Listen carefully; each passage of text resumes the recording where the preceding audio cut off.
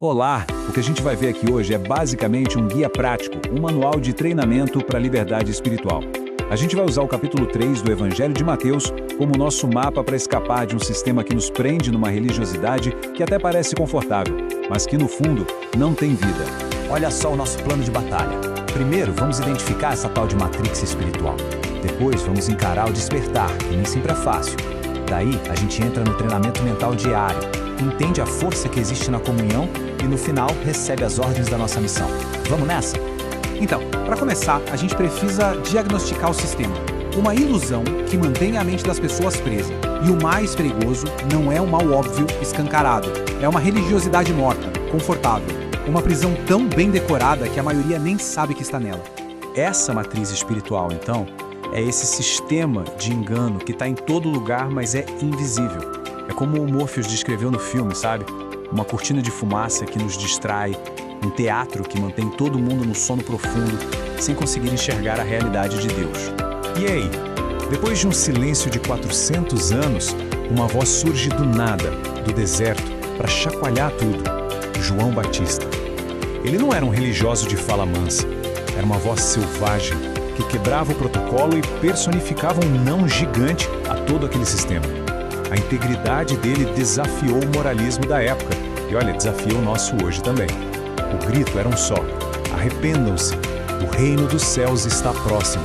E isso nos leva à escolha fundamental. De um lado, tem a pílula azul, o engano confortável da religiosidade, da autojustificação, de achar que está tudo bem. Do outro, a pílula vermelha do Evangelho, a verdade dolorosa sobre a nossa real condição que exige uma mudança total. A escolha é inevitável. E todo sistema tem seus guardiões, né? Na nossa história, os agentes Smith eram os fariseus e saduceus, a elite religiosa. Eles usavam a lei de Deus não para libertar as pessoas, mas para mantê-las presas, dizendo que a linhagem, a herança e os rituais já eram suficiente.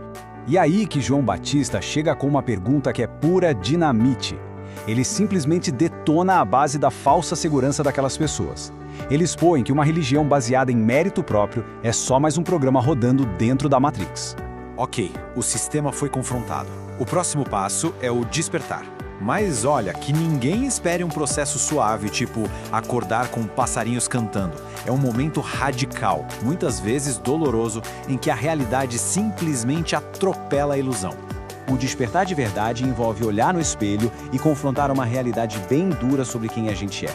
Não é uma pequena reforma, é uma demolição completa. É encarar que não somos pessoas boas com alguns defeitinhos, mas rebeldes que estão espiritualmente mortos. É um choque e precisa ser.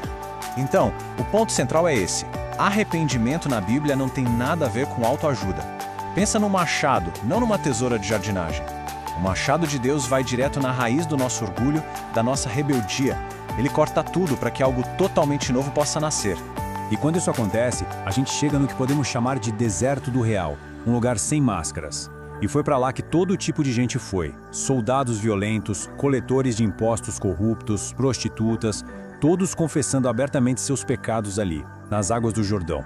Um lugar de choro, sim, mas de uma libertação indescritível. Certo, despertamos, estamos livres. E agora? Acabou? De jeito nenhum. Agora é que a verdadeira batalha começa.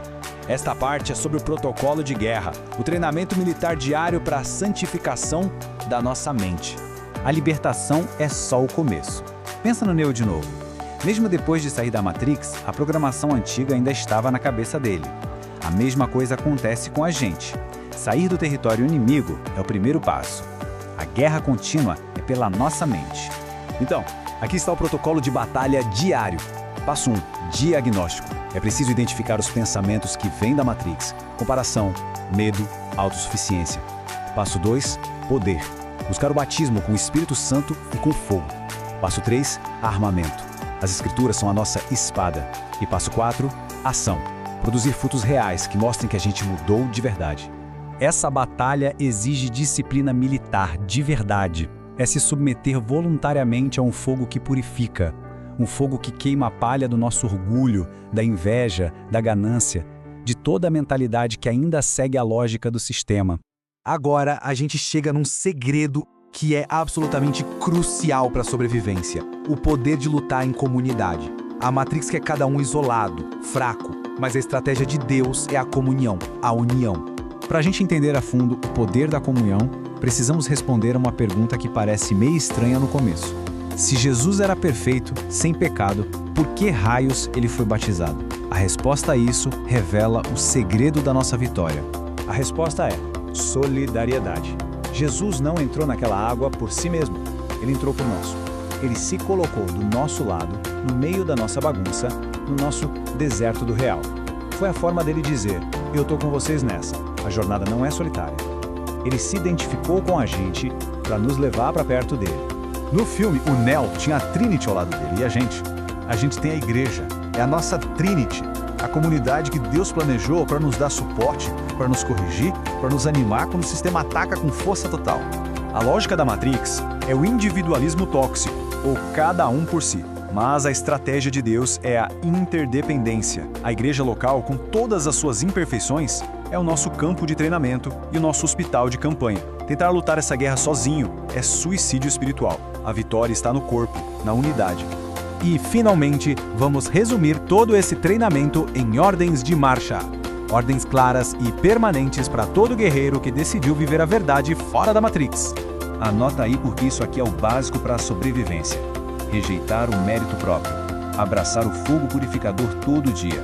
Fugir do isolamento. Mergulhar de cabeça na comunhão da igreja. Manter a fé ativa, visível. E, por fim, firmar o coração na realidade que está por vir. Isso vai manter qualquer um livre de pé no combate.